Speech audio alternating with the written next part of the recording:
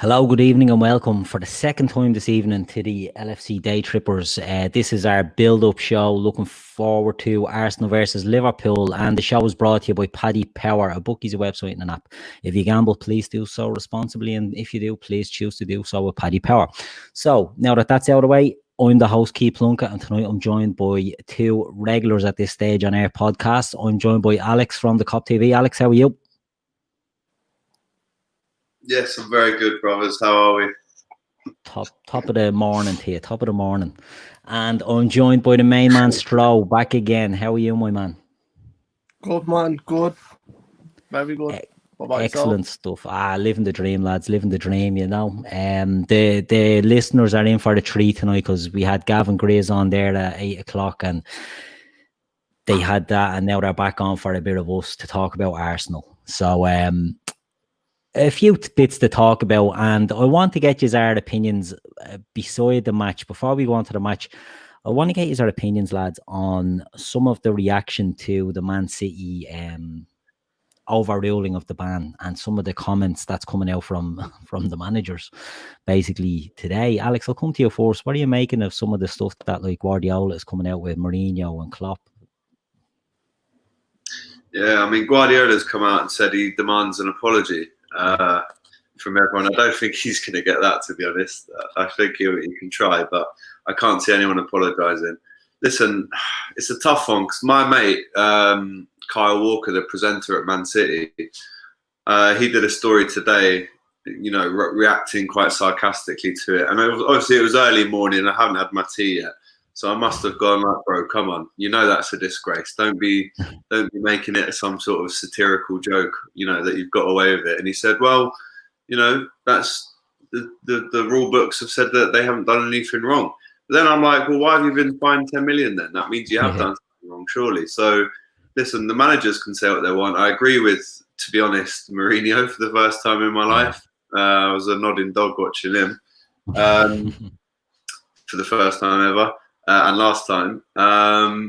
But listen, at the end of the day, we all know they've cheated and we all know this is one big joke. Where however you want to address it. I was talking about this with Lee Judges earlier on Top of the Cops, and it's an absolute disgrace, to be honest. You know, is there any justice in the world? Shout out to Lamar. The great forgotten Lamar. Doesn't get many shout outs these days, so you know I'll go to with the shout outs. You get me?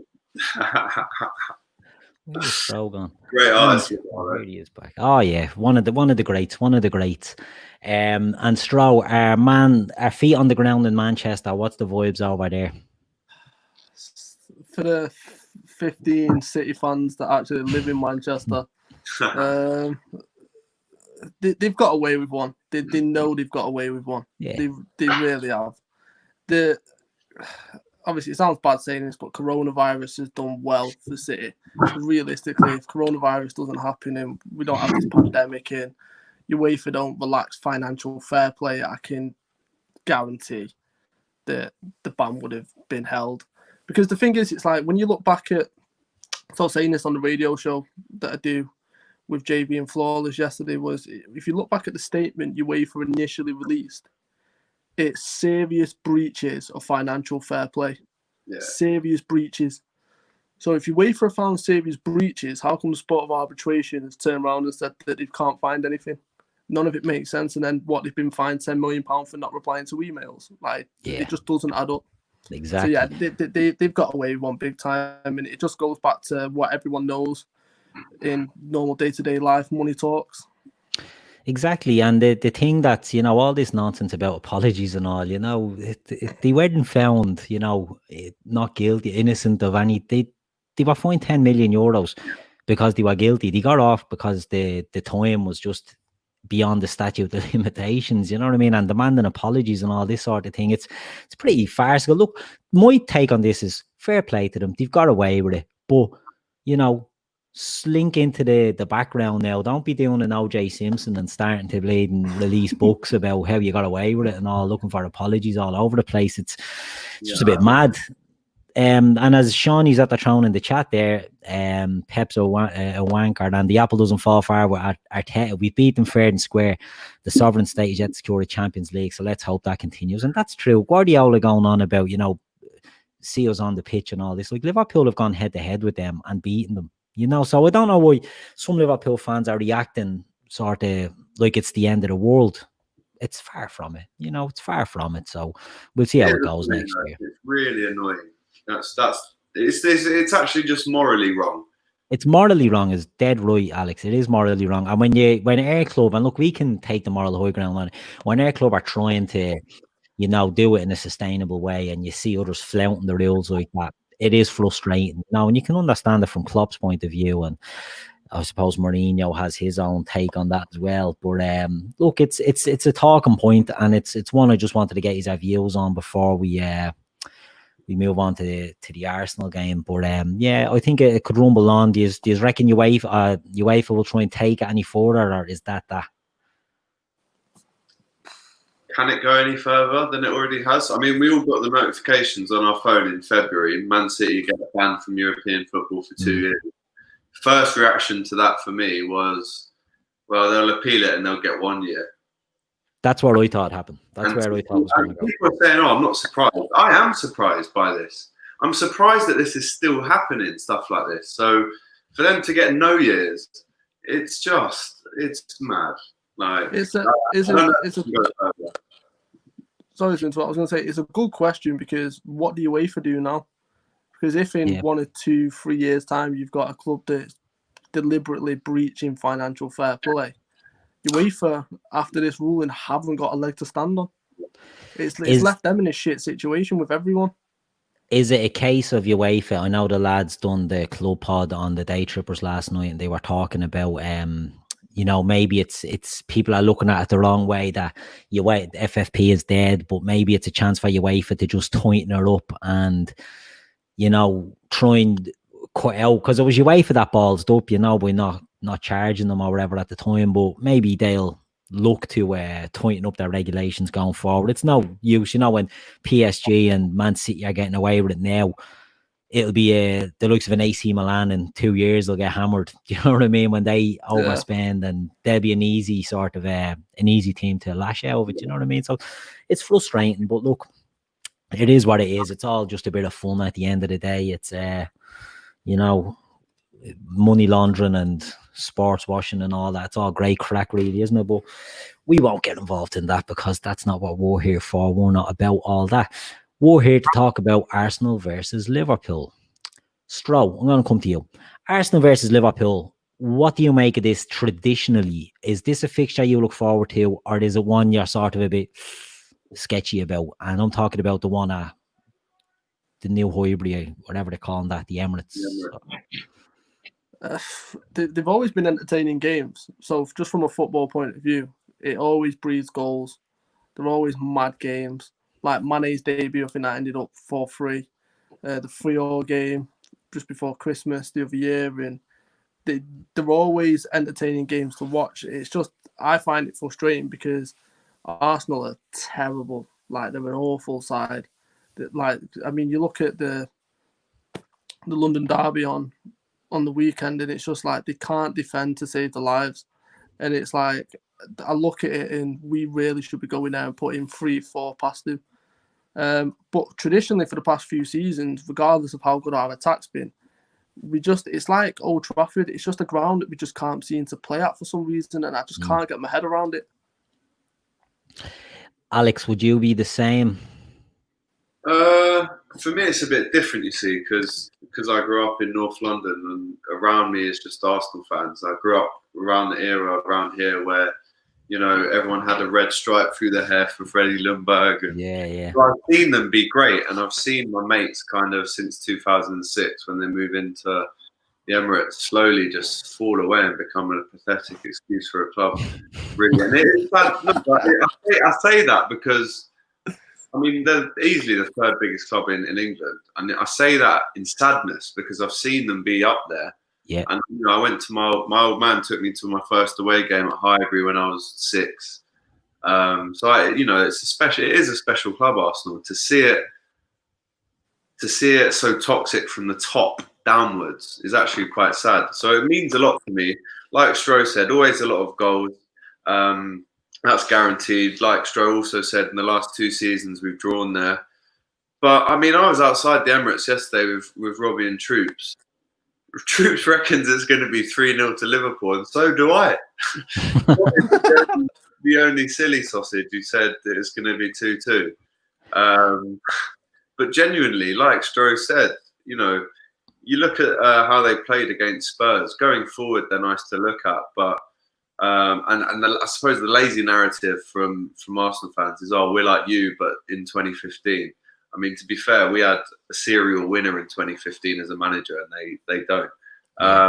But yeah, I mean, I can see us. You see Kolasinac the other day. If he's got a right foot, that ball goes into the right-hand side of the field. Because he's lazy and he's already facing his goal and he's left-footed, he gives it to Luiz, and Luiz can't bring the man down because he'll just get another red card. That's one mistake, and the second mistake is putting Tierney on Alderweireld. So if they cut those silly mistakes out, just like Liverpool did, you can see that they'd be a good team, but they need to invest big time. I don't know if it's going to happen. But I'm like Stro. I think this one really could be, if we score first as well, if we get an early goal, it's absolutely lights out for them, and it could be embarrassing. But I said that about Burnley. I said we were going to win 4-0. Yeah. I'm the exact same. I predict goals all over the place in all our games, and we're not doing it since we've come back. But you know what? You said something there, Alex, and I couldn't agree more. To me, it's a sad state of affairs what Arsenal are, because they are the 3rd biggest club in England as far as I'm concerned. And for a lot of people, even my age, they were the other big club growing up.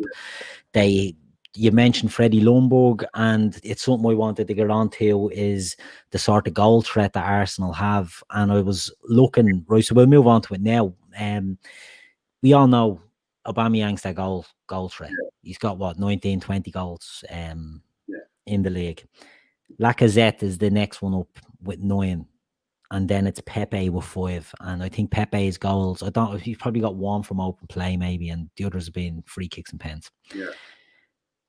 Where are the goals coming from in this Arsenal team? I know they've got young players coming through like Saka and the likes, and he is a good player, and they've decent. Ceballos is in the team now, and he's a tidy ball player. But when you compare the Arsenal team, the Ljungberg team that you were talking about there, right? And you had Freddie Ljungberg and you had Robert Pires both on the wings, and they were regularly getting goals. You had Petit from centre mid getting goals. Then you had Henry and Bergkamp up front, and you had Ian Wright, and you had everyone else in the team getting goals. This is a far cry from that, isn't it? Like, this is not a very... you say they're good going forward, and they can be, but the goal threat just isn't there this year, is it? I mean, they haven't scored as many goals as those teams did, that's clear. And they haven't until... probably, I mean, Aubameyang does get a lot of goals, but even when Van Persie was there, Fabregas would chip in with maybe 10, 15 a season. The goals, I mean, the midfield, Xhaka normally gets a few. I don't think he's got any this season. We might have 2 or 3. He normally gets 5 or 6. You look at Ceballos, who I think he scored 1 all season, maybe 2. Even though he's getting a lot of praise recently, he's their playmaker in the middle, so you'd expect him to be getting at least more assists. And Guendouzi doesn't score. Torres doesn't really score. I'm trying to think. Ozil doesn't play. That's not even mentioned. Willock, Ozil, yeah. Scored an incredible goal against us in the League Cup. I'm actually quite happy that Martinelli's not playing, because he's someone he's tidy. A lot of trouble at the Kop end as well, and he had the cheek to come and celebrate about 10 rows in front of me on his knees twice. Rubbing your nose in it. Yeah, proper. So him not playing is a big plus for us, because he does bring goals, and he's probably got about 10 this season. Yeah. But Lacazette, what a goal the other night! He just doesn't do it enough, does he? He doesn't, and it's been one of them things, Stro, isn't it? He gets played out of position an awful lot.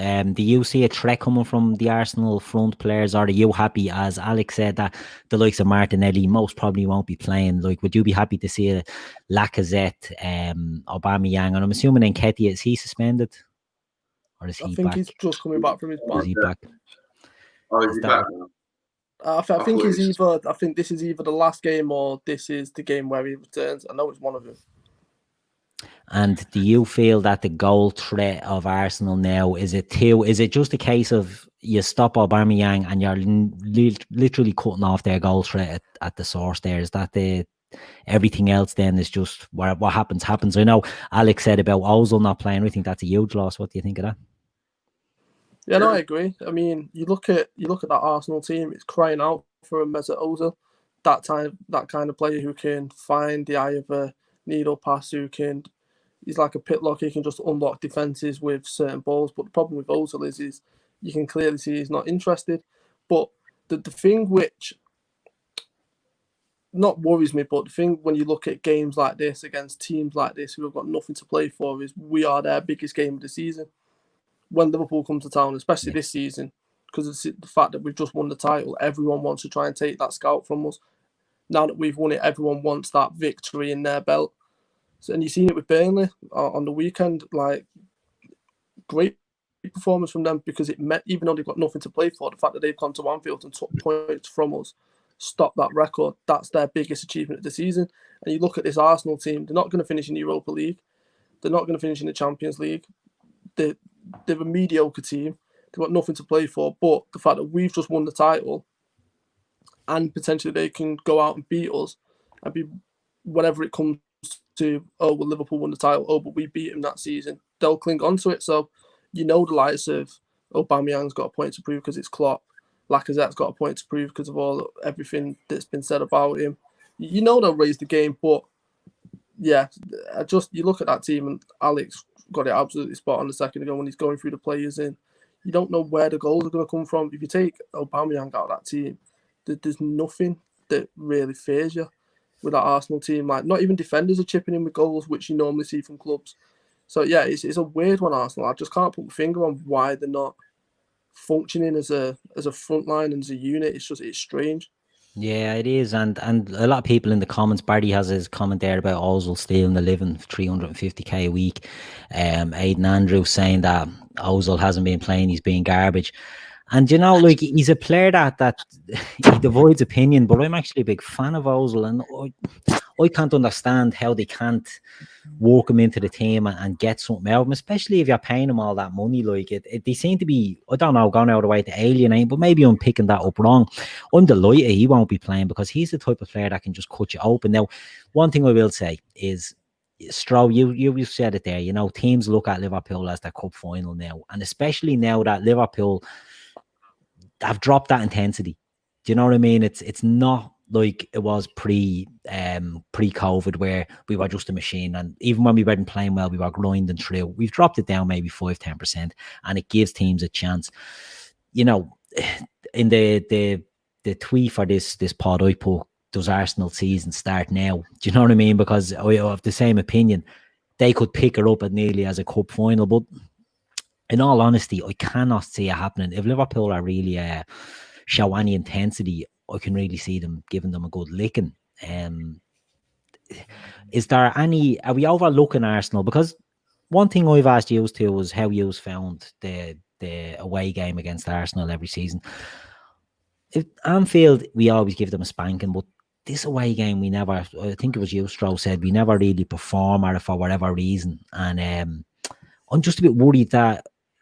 In one hand, I think we're going to beat them 3-0, but in another, 2-2 wouldn't surprise me. Like, am I getting too pessimistic, or should we be thinking that we're going to steamroll these? From what you've seen from us as well since we've come back, so I'll go to Stro with that one.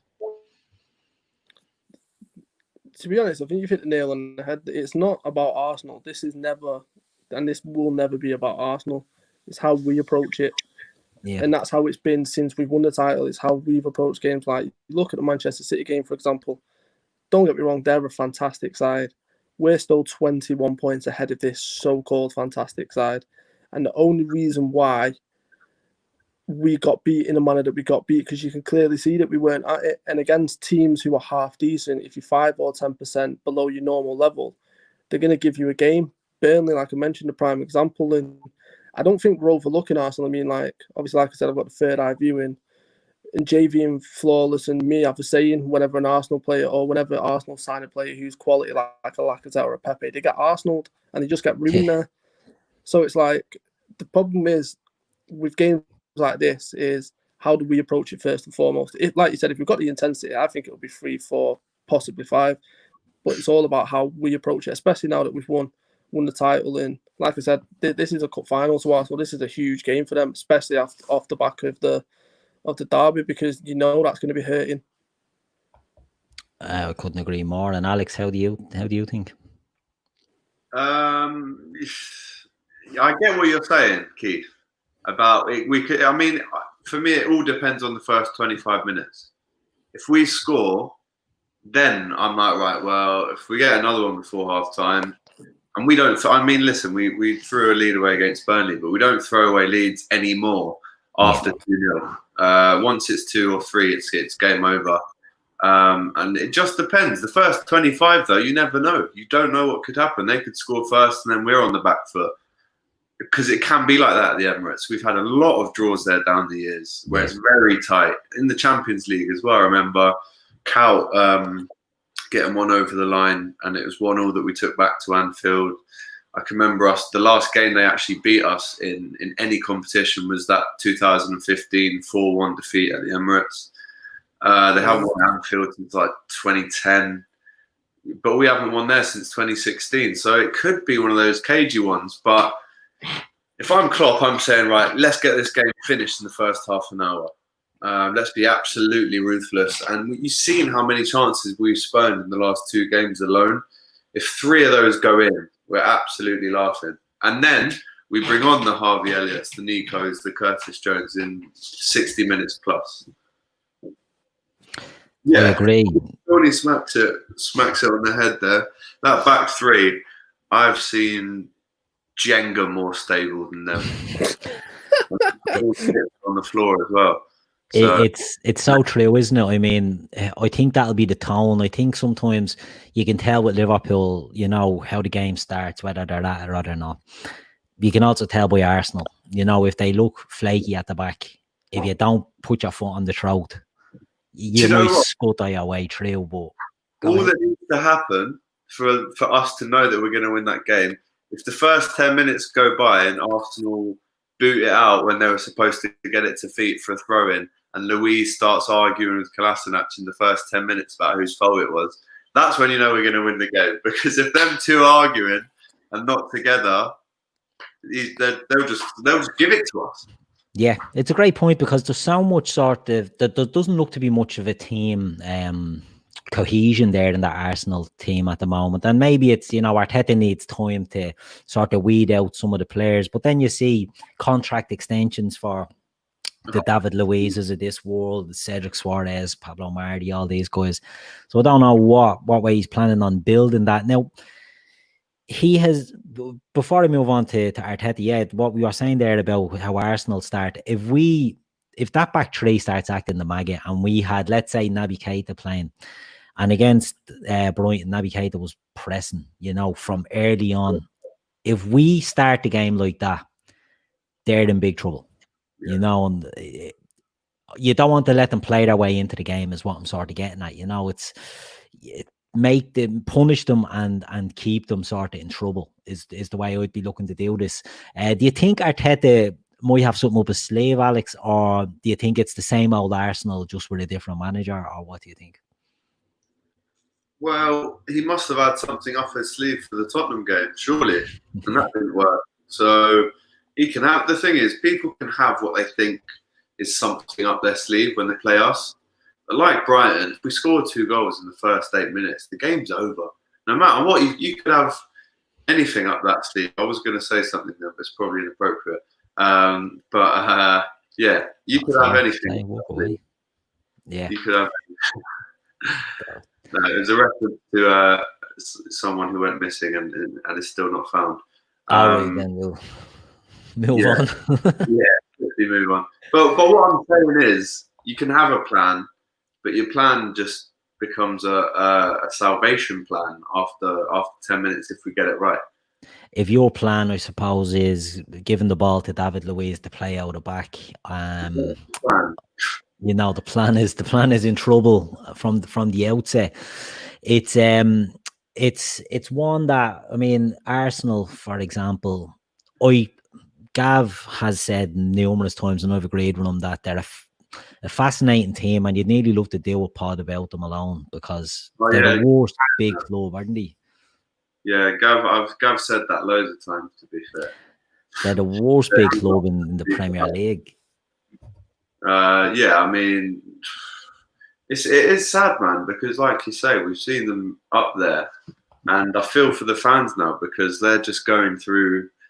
I mean, they've been going through transition now since Wenger left, and even towards the last 2 years of Wenger, you were preparing for life after him. So, yeah, you know, it's a sad state of affairs. The only thing I can say for an Arsenal fan is, if they truly do believe that Arteta is the man, which a lot of them do, to be fair, then give him at least 3 years.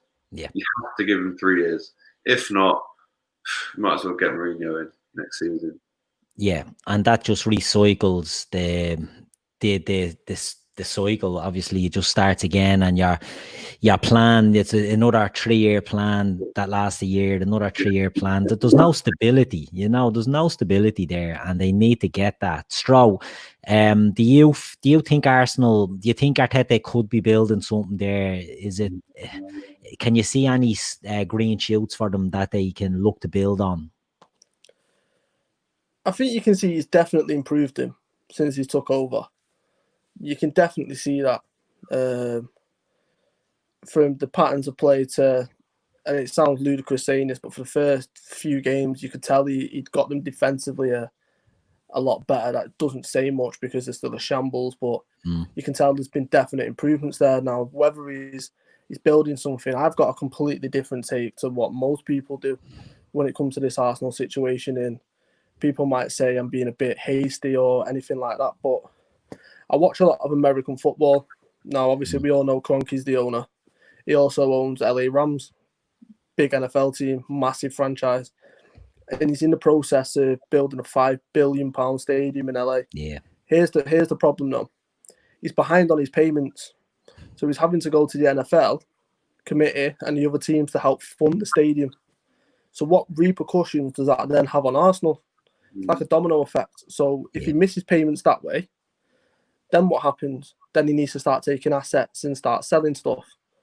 So then that affects Arsenal at some point. And then you could end up in a situation like we had with Hicks and Gillette, where Arsenal could just go completely downhill instantly. And that's something, as an Arsenal, if I was an Arsenal fan, I'd be seriously looking at and be worried about. It might not happen this year, but the fact that he's building a £5 billion stadium and he can't afford it and he's having to go to the NFL for it, it's worrying.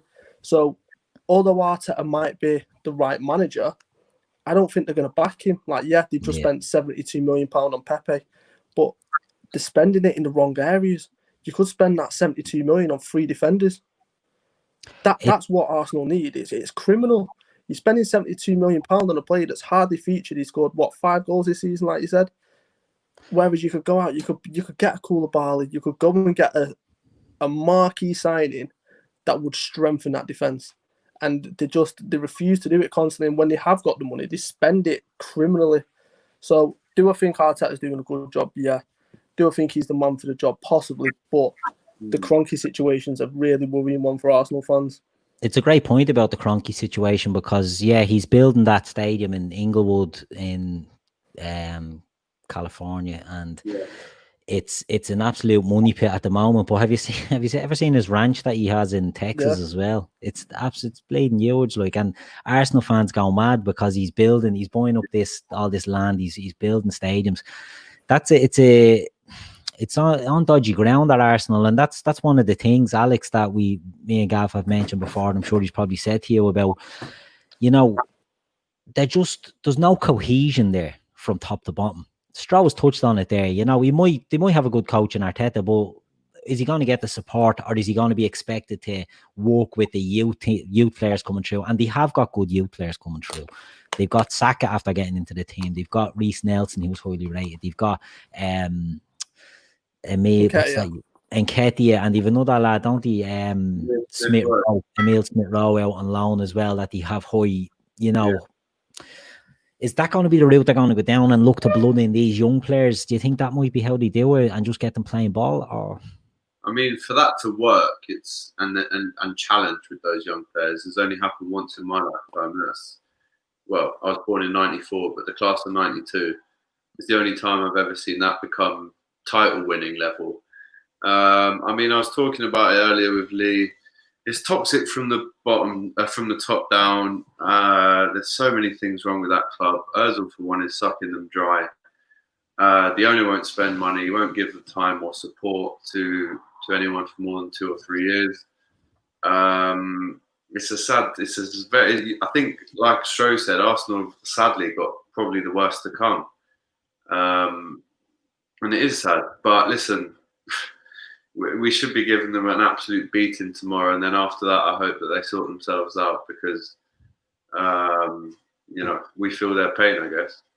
Yeah, it is reminiscent. There is bits that are reminiscent to ourselves, I suppose, a few years ago, but it's just one of them. I'll never figure them out. You know that way, like they're a big club. They haven't had a sniff of a Champions League. They're, you know, and right, Man City haven't, but they've only been around for a couple of years, whereas Arsenal have been a big club for decades and haven't, like, they've got to one final, I think, and that's it. It's a strange club. But you've about said something. You're about right. If we're at it, it doesn't matter what Arsenal do. We're a better team than them. We're currently, as it stands, 43 points ahead of them. Yeah, I mean, do you know what I mean? It's ridiculous. It's a pretty big gap, mate. It's a big one to bridge, isn't it? You know what I mean? It's. What I said to Lee was like, what we have is the Holy Trinity, which Klopp always refers to, and that's the management / board, players, and fans all singing off the same hymn sheet. At Arsenal, you could argue, is there even 2 parties there singing off the same hymn sheet? Really? Because it's definitely not the board. Yeah, so. And I know it's like it's become a thing now, this Holy Trinity. But when you think about the concept of it, it totally makes sense. And when you have all those 3 things, you're destined for. I mean, you know, Wickham have got it, but they're not going to win a Champions League. But they've got it. You know, their board and manager has been given so much time, and now they're reaping the successes. And Arsenal just don't have it. And to be fair, to be fair, that's an amazing point, because you look at the criticism Klopp got when he did the infamous West Brom game, when they're all giving it, and when Klopp came in, his famous words were turning doubters into believers. Like, because of the history that we had, from the Hicks and Gillette to Roy Hodgson to Rodgers and falling short in the dramatic fashion that ended, to then when Klopp came in, like, there was a lot of fans who were disheartened. There was a lot of fans who weren't happy with the fact that season ticket prices might potentially be put up, and they were walking out of the Kop at a certain time, and loads of different things. And you look at the job that Klopp's done since then. He's not only given us our identity back, he's made everyone believe again. Even the people who, to be honest, there was a lot of fans when I was going to games who were just like, I'm done with this. Like, I've just completely had enough of it. And then when I go back to games, I see them again. And it's like, that's exactly what he's done. We are the Holy Trinity is a perfect analogy, and Alex has got it absolutely spot on again. I don't think there's many teams, not just in the Premier League, but in the world, that have got that. And that's the reason why we are such a force, and why we've been such a force since Klopp took over, because he understood what he needed to do. He needed to get the fans back on side. He needed to get everything right upstairs to help him do his job and help him be successful. And you look at Arsenal, they've not got that, because the board aren't willing to back him, like Alex has said. They've not got the personnel. The players look like they don't want to be there. I mean, when you've got your own club captain, Koscielny, leaving the club and doing that kind of a video, it's a disgrace. Yeah, it is. Like, how do you let that happen? And how many captains are you going to let go on free transfers or to your rivals? Like, it just doesn't make any sense. Like, even when we were at our lowest, we never sold our biggest player to anyone in the Premier League. Yeah, we never did. What you got to remember as well, though, we've got this Holy Trinity. United don't have it. They haven't had it for years with the Glazers. Real Madrid don't have it. And you know, Barcelona don't have it. Barcelona don't have it. So you can see why we're beating Barca 4-0. Yeah. But it is very true. It's something that, you know, it's a simple way of explaining it, but it's the truth. You know, you need everyone on board to run the club smoothly, and you know, City have it. Do you know what I mean? City have a team. Literally.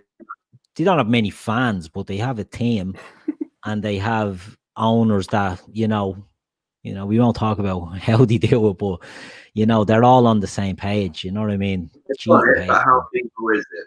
Yeah, there's a lot of grey area. No, just a bit, just a bit of grey area, a few brown envelopes and all that sort of stuff.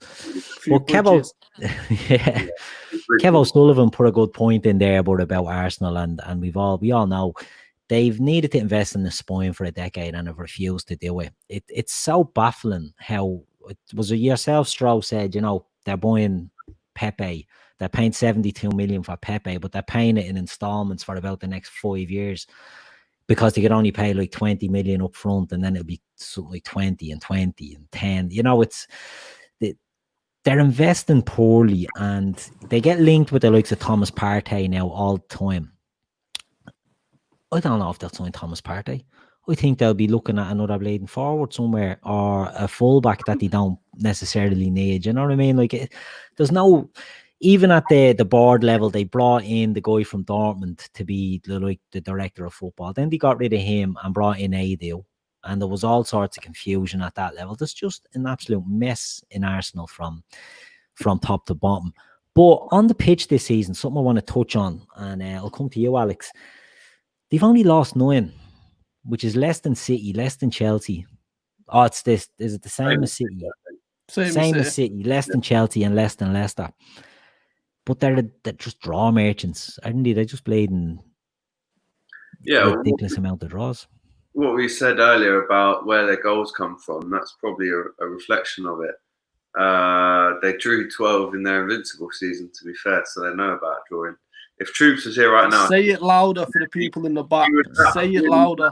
Right now, but if he was on there, but they do like the D. Facts.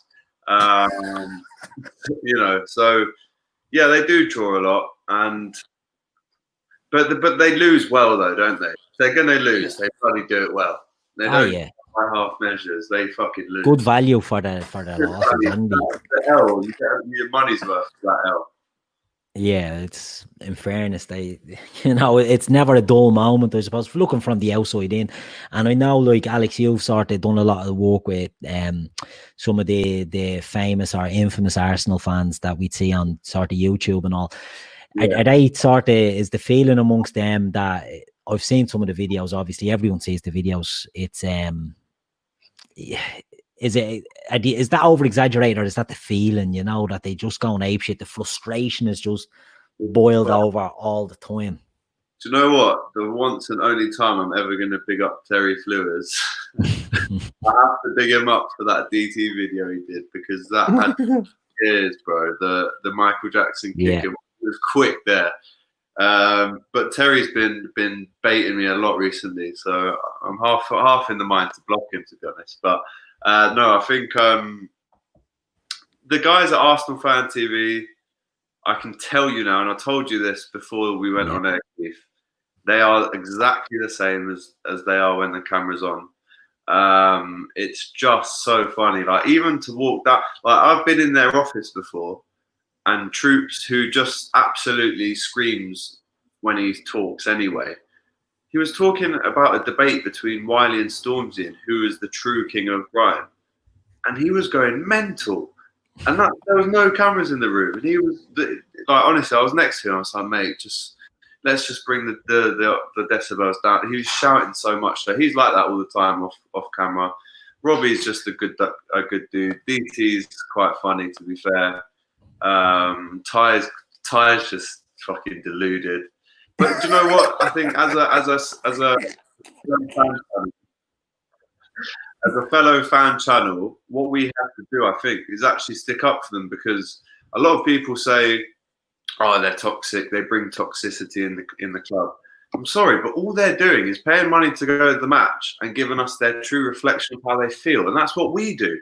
So you can't go at any fan TV. What you can say is they're really fucking funny and they're great entertainment. When they win or lose, you have to admit they're great entertainment, and we all laugh at them. But you can't have a go at them. You just can't, because what are they doing wrong? They're doing what we're doing, but we win all the time and they lose, so they're going to be pissed off. If the players won every week, do you think half the people would watch, you know, DT and Troops? No, I'm telling you now. So yeah, it's they're a good bunch of lads. I have to say, they're a good bunch of lads. That's good stuff. Now Stevie has thrown into the chat a few times. Alex, he's looking for you. Troops broke his leg today. Is this true? He's not broke his leg. Did he break his kneecap? Apparently, he's saying he might have potentially broke his kneecap. All I've seen is that he was in Barnet General Hospital, which is where I live. So I could have gone down there and given him some grapes, to be fair. But no, I think he's got a cut on his leg, so I think he's come off his bike. So obviously, you know, I want him to get better. I was only with him yesterday, and I know wish him the best, man. Yeah, all the best. He's going to America. He's going to live there, and he's got a visa. So he's got to do 30 days with no weed, which will be hard for him. Good luck. Thoughts and prayers are with him. The embassy. But yeah, hopefully he's all right, man. But to be fair, Troops has always looked after me, so I can never take people as you find them. You know what I mean? Shawnee Lawson has Toy down as definitely playing a character. No, bro, Shawnee, it's not, man. Trust me, it's not. Listen to this. This is what Ty is, right? I went into the office last week. He had 2 sets of headphones in at the same time. He had Apple wired headphones and Arsenal over-ear headphones on. And I'm like, why have you... And he was just walking around talking to people. He had his hat on, his bottle with him. This is like hot day, yeah? He's got his beanie on.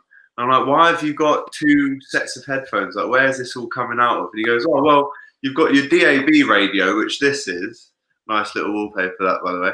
And then you've got your DAB Plus radio, which is this. So he carries like a brick phone around with him. I'm like, you know, if you just got one of these, like you could have all of that with one set of headphones, and you know, you can get any radio station you want. He's like, yeah, but the quality on this, like I think he actually is like a fucking tube driver or something in the daytime, like when he's not at Arsenal fan TV. I think he is something to do with travel, but he's deluded. He's a nice fella, man, but he is proper deluded. Like, he wasn't blaming Kolasinac for the goal the other day.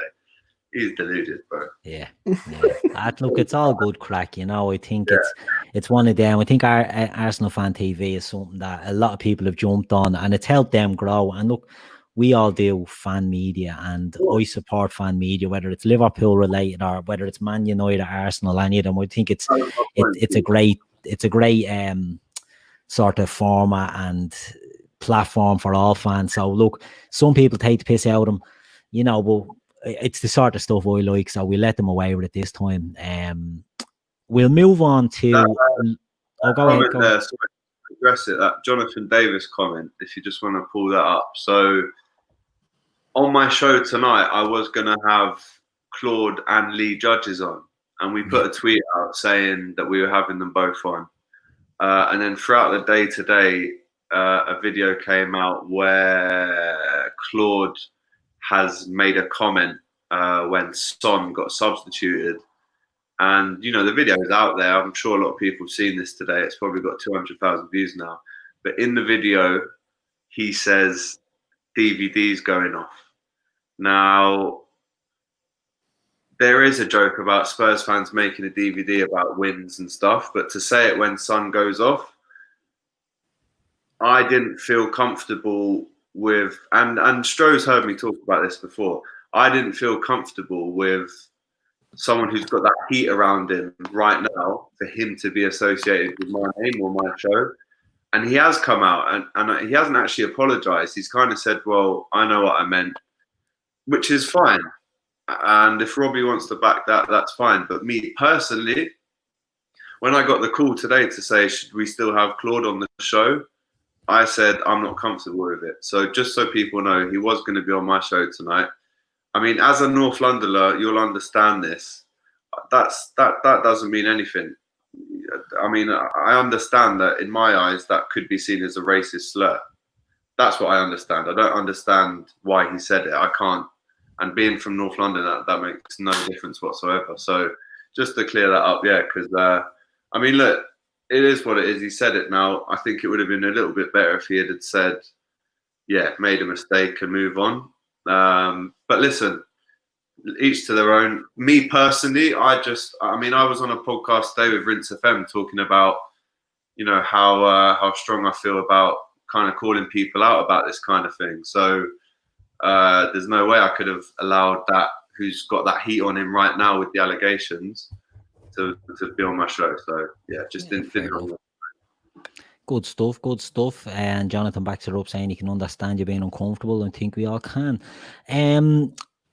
Thanks for bringing the mood down there, Alex. You know, we were having a good old dig at Arsenal. I'm only joking. Come up at some point. If you've seen the video, it is what it is. Look, I'm only joking with you, pal.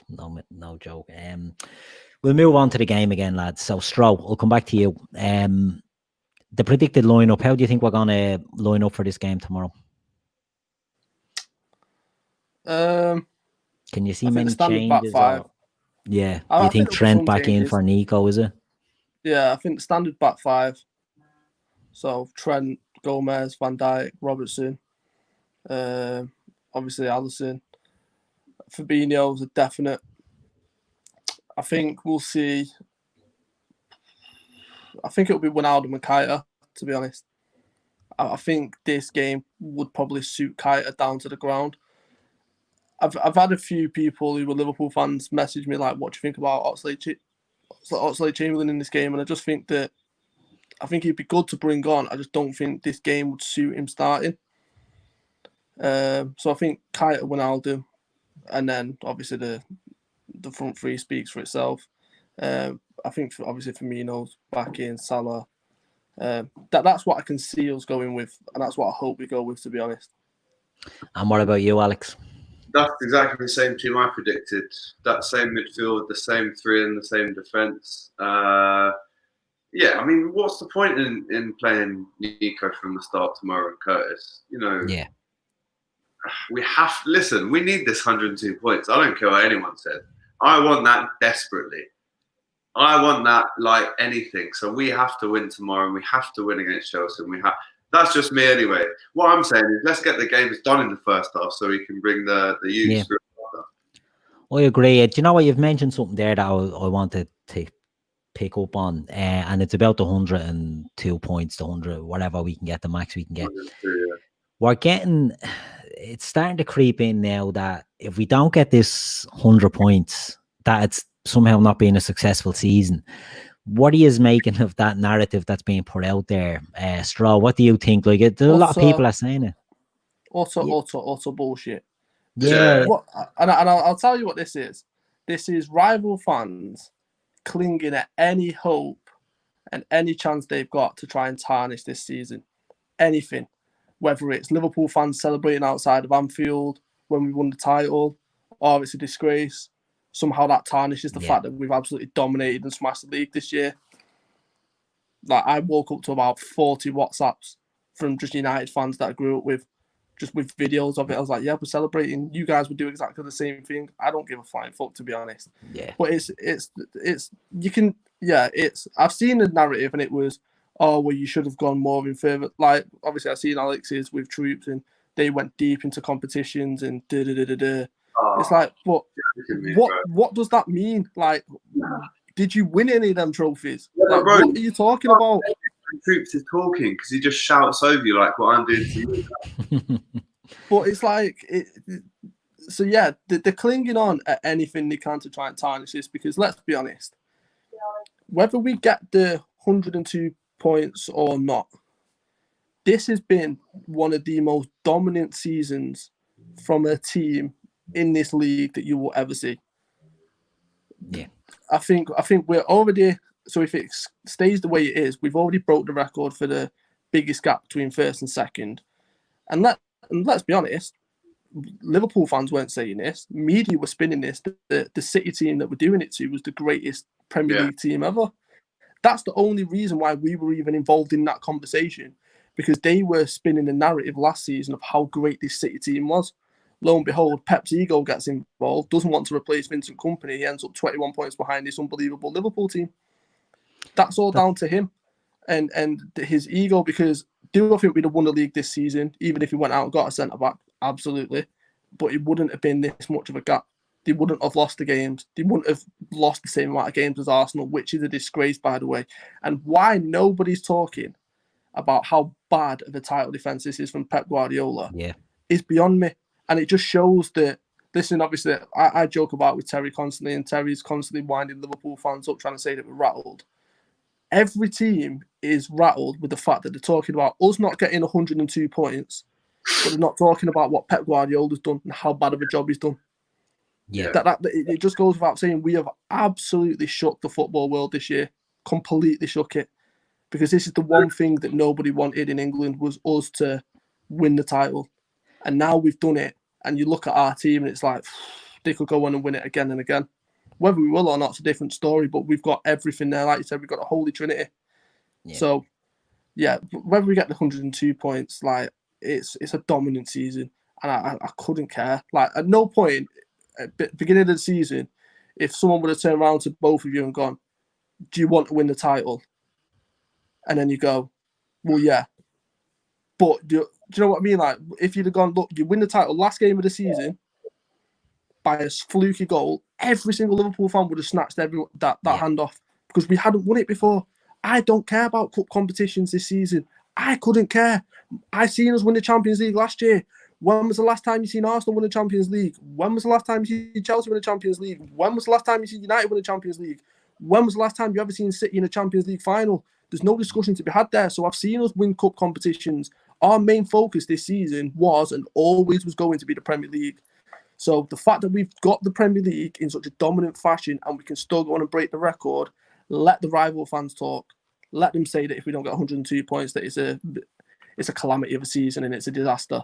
If this is a disaster, I'll take this disaster every single year. It's as simple as that. Lovely stuff, Stro. That's exactly the sort of passion I was looking for when I brought that up. And you've hit the nail on the head, to be honest, and everyone in the comments is sort of agreeing. It's spot on. And the reason I wanted to bring it up as well was something you touched on there. Go to Alex, was the sort of nonsense on that show when Troops was, throwing all this stuff. And someone mentioned there that, the Arsenal Invincibles sort of died on their arse after that, and we've gone, people think this is just a one-off. We've won the league. We've won the league. We won the Champions League the year before that. We were in the Champions League final the year before that. This isn't a one-off and it isn't a fluke. Is any sort of detraction of what we're doing fair, or is it just ridiculous when you consider the amount of praise that Man United are getting in the media for absolutely pummeling the bottom teams in the league with no crowd? Are we right to think just because I'm paranoid doesn't mean I'm not right? Do you know what I mean? Is there some sort of... Well, put it this way. If Klopp loses 9 games in a league season, there's people's heads rolling. Guardiola loses 9 games, not much is said apart from, Liverpool might not get the record now. Just all you have to do is flip it on its head if you want equality. Like, we're all playing the same game. Guardiola seems to get a fair ride, and now he wants an apology from everyone. He can get fucked. Ridiculous. But sorry, what was the original question again, Keith? I don't know. I'm just still swept up by Stro. No, I was just saying, is the narrative out there? It's are we right to think that? Are we paranoid about thinking that United will get a clean? Everyone thinks they're the best thing since sliced bread. Where we're somehow a failure for not getting 102 points. So get on this, lads. United are back, but they're 40 points behind us. Yeah. If they're back, then what are we? Exactly. I'm not being funny. In that video, to be fair, man, we did chat for about 45 minutes in that video, and they cut it down to about 6 or 7 minutes. Yeah. The fire points in there. But Troops did say in another point that wasn't in that, was he actually admitted that our team was, 1 to 11, even through gritted teeth, was better than the Invincibles. And yes, they didn't lose a game, but you cannot deny the fact that if we do get 102 points am I right in saying that's not only the biggest ever title in England? Is that the top 5 leagues as well? I think so, yeah. Yeah, I'm not sure. I Then don't know where it stands. they respect us. Yeah. Like, no one puts numbers on the board like that, lads. This exactly, and that's it. There's things like this before. Do you know what I think it will be? People won't respect this team until Klopp goes. The wider majority of football fans won't respect the greatness of what we're achieving until Klopp goes. So yeah. Quite possibly. I mean, like I said, I'm a paranoid wreck when it comes to this sort of thing. I think we'll never get the credit that we deserve from certain. Just tell you, the media will never give us the credit. Liverpool is not respected, and end of story. Man United are back. They're, the best side in Europe. They've got the best centre half in Europe who cannot defend for sure. They've got, great signing in Bruno Fernandes, great young player in Mason Greenwood, but somehow that's going to overturn the deficit with ourselves. But look, we won't get too hung up on them. We're in a league of our own here, and we're playing this game tomorrow. So I want to get a prediction off you before we finish up, lads. And before we do, everyone smash that like button. We don't have many likes in here. It's not too hard. The little thumbs up, I will start charging for these shows, and the charge will be 1 like button or you're barred. Yeah, so we can start getting paid. So yeah, well, that's it. It benefits everyone. Everyone's a winner in that then, you know. But now we'll move on to the predictions for the match tomorrow, lads. So Alex, I'll start with you. You gave us your inkling earlier at the start of the show, but yeah, I kind of myself a bit, but I'm going to stick with what I said. I think it will be 3 or 4-0. There's a big caveat to that though, and the caveat is how we perform in the first 25. If there's no goals after 25, then obviously things can change very quickly. But if we start well, I just cannot see anything but what I would call a slumping. Yeah. And have you any scorers in mind that you think might... You know what? I was talking to the lads yesterday about this. I was thinking, Firmino loves a goal against Arsenal. Mane loves a goal against Arsenal. Salah, he sure loves a goal against Arsenal. So one of them will easily score. That's not even up for debate. That's just, there's 4 things certain in life: death, taxes, Terry Flew tweeting about Liverpool, and Mohamed Salah, Firmino or Mane scoring against Arsenal. So yeah. Yeah, no, you're spot on. I think they all do love a goal, and I think when Salah sees David Luiz, he lights up. You know what I mean? It's like, yes, let me. All Salah has to do is get the ball near him, so he draws him in. Yeah, and then stick it around and red card. Yeah, roll all over it. Stro, what are you thinking? How do you think this one goes? Give me a score. Give me scorers. 3-1. 3-1. Good stuff. Just because it's at the Emirates, and I just think that they're just going to somehow nick a goal in the most annoying fashion ever. But I agree with Alex. The first 25 minutes is key. If we get an early goal, it's game over. But as Wigan shown today, even if you don't get anything, or even if you get one within 25 minutes, from the 27th minute to half time, you can score 6. So anything can happen in football at this point. But yeah, I think 3-1. I fancy Keita for some reason, and I can't. I've just got this image in my head of just Keita just rolling one in. It's not a bad shout, like, because I can see him pressing really high up, and if he dispossesses one of them, high up the pitch, he could get something. Owen Burke's going for an optimistic 7-2. That's my kind of prediction. I like that. But I don't see them getting 2, so 7-1 for me. But it's a game that you've both said, and I agree 100%. It all depends on the start, doesn't it? It all depends.